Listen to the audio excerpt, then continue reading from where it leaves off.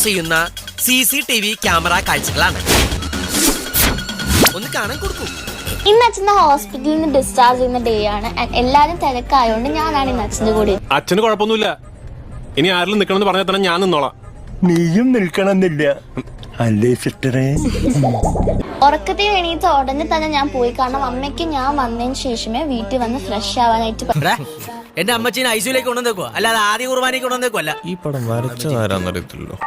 എന്നാ ഉടനെ അച്ഛനും എനിക്കുള്ള ഫുഡ് എത്തി. ഞാനൊരു സാൻഡ്വിച്ചും അച്ഛൻ ചപ്പാത്തിയാണ്.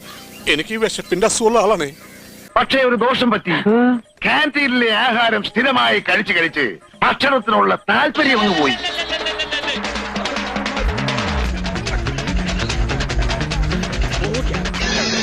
ഇപ്പോഴത്തെ പൊറോട്ട പെട്ടെന്ന് തീരും. ഇതെല്ലാം എങ്ങോട്ട് പോകുന്നു? ഭക്ഷണ കാര്യത്തിൽ ഒരു മെജീഷ്യൻ ആണല്ലേ. കഴിഞ്ഞ വീഡിയോയിൽ പറഞ്ഞതുപോലെ മൈനർ സ്ട്രോക്ക് ആണ് വന്നത്. സോ 2 ദിവസം എടുത്തുള്ളൂ. എന്നിട്ട് ബാക്കി എന്ത് സംഭവിച്ചെന്ന് കൂടെ പറ. ഹോസ്പിറ്റലിൽ 2-3 ദിവസം അഡ്മിറ്റ് ആവാൻ കാരണം തന്നെ ഒബ്സർവേഷന് വേണ്ടിയായിരുന്നു. വീണ്ടും സ്ട്രോക്കോ വയ്യായിക്കോ എന്തെങ്കിലും വരുമെന്ന് നോക്കാം. മാനസിക വിഭ്രാന്തിയാണെന്ന് തോന്നുന്നു. ഇതിനുള്ള നല്ല ചികിത്സ ഊളംപാറയിലോ കാക്കനാടോ. 2 മണി 3 മണിയായപ്പോ ഞാൻ ബിരിയാണി ഓർഡർ ചെയ്ത് കഴിച്ചു. വിശന്ന് എനിക്ക് പ്രാന്ത.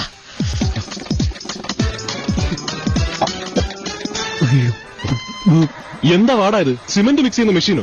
ഇതിന്റെ എല്ലാത്തിന്റെ ഇടയ്ക്ക് ഡോക്ടേഴ്സ് കുറെ പ്രാവശ്യം റൗണ്ട്സ് നടത്തി. കൈ ഒന്നും കൂടി ഓക്കെ ആവാൻ വേണ്ടിയിട്ട് ഫിസിയോതെറാപ്പി ഡോക്ടർ ഡിസ്ചാർജ് ആയതിനു ശേഷം ചെയ്യാൻ പറഞ്ഞു. എവിടെ അസുഖം എനിക്ക് മനസ്സിലായി. ആർത്തി മൂത്ത പ്രാന്തായതാണ്. രാത്രി അച്ഛന്റെ ഫുഡ് വന്നപ്പോ ഞാനും കുറച്ച് ഫ്രൂട്ട്സ് മേടിച്ച് കഴിച്ചു.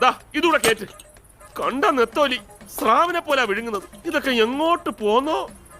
ഇത്രയൊക്കെ ചെയ്ത സ്ഥിതിക്ക് എനിക്ക് വേണ്ടി ഒരു ഉപകാരം കൂടി ചെയ്യാമോ? എന്താടാ? എനിക്ക് കുറച്ച് പായസം വാങ്ങിച്ചു തരാമോ? പായസമല്ല, പായസം വിഷം. അച്ഛന് ഫ്രൂട്ട്സ് ഒന്നും കഴിച്ചുകൂടാ, കാരണം ഡയബറ്റീസ് ഉണ്ട്. ആപ്പിള്,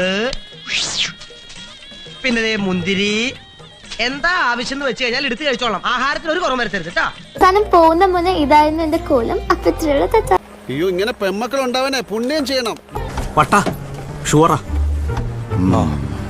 അയ്യോ, സമയം ഇപ്പൊ തന്നെ വളരെ വൈകി. അപ്പൊ ഞാൻ പോട്ടെ. Good night. ഈശ്വര.